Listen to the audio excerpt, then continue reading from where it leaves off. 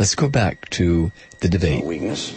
Then when there were dissidents in the streets of Tehran, a green revolution, holding signs saying, "Is America with us?" the president was silent. I think they noticed that as well.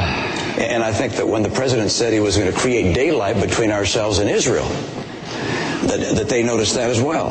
All of these things suggested, I think, to the Iranian mullahs that, hey, we can keep on pushing along here. We can keep talks going on, but we're just going to keep on spinning centrifuges. Now there are some 10,000 centrifuges spinning uranium, preparing to create what does that mean, nuclear threat. What does that mean, spinning uranium? What does that mean? And it's essential for a president to show strength from the very beginning, to make it very clear what is acceptable and not acceptable. And an Iranian nuclear program is not acceptable to us. They must not develop nuclear capability. And the way to make sure they understand that is by having from the very beginning the tightest sanctions possible. They need to be tightened. Our diplomatic isolation needs to be tougher. We need to indict Ahmadinejad. We need to put the pressure on them as hard as we possibly can. Because if we do that... Let's indict George W. Bush first. How about that, Mitt? Nothing Governor Romney just said is true.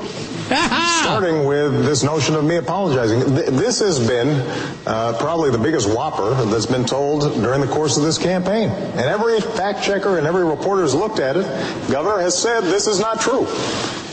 And when it comes to tightening sanctions, look, as I said before, we've put in the toughest, most crippling sanctions ever.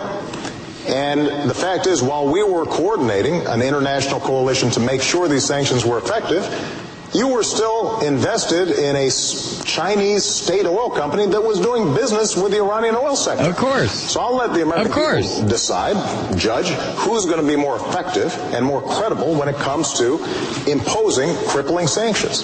And with respect to our attitude about the Iranian Revolution, I was very clear about the murderous activities that had taken place, and that was contrary to international law and everything that civilized people stand for.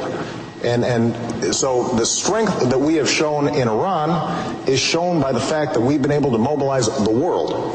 When I came into office, the world was divided. Iran was resurgent. Iran is at its weakest point economically, strategically, militarily than in many years. And we are going to continue to keep the pressure on to make sure that they do not get a nuclear weapon. That's in America's national interest, and that will be the case so long as I'm president. We're 4 years closer to a nuclear Iran. Oh, will you We're 4 years closer to a nuclear Iran. Will you stop? Oh, yeah. Well, we're also 4 years closer to the Christian rapture, too. We're also 4 years closer to the earth exploding and the sun going out. Jesus, God. So what? Talk about a non sequitur. I mean, this guy is driving me crazy. I'll tell you what. Just like Ross in Canada points out, these right-wingers are always advocating war. Romney has 5 strapping sons, one of whom wants to go punch Obama. Why don't you send your sons into the military? Huh? Or as your old lady said, serving the Mormon church is as important as going into the military? Really? You hypocritical punk. We'll be back after the break. Stay with us. I'm Malloy.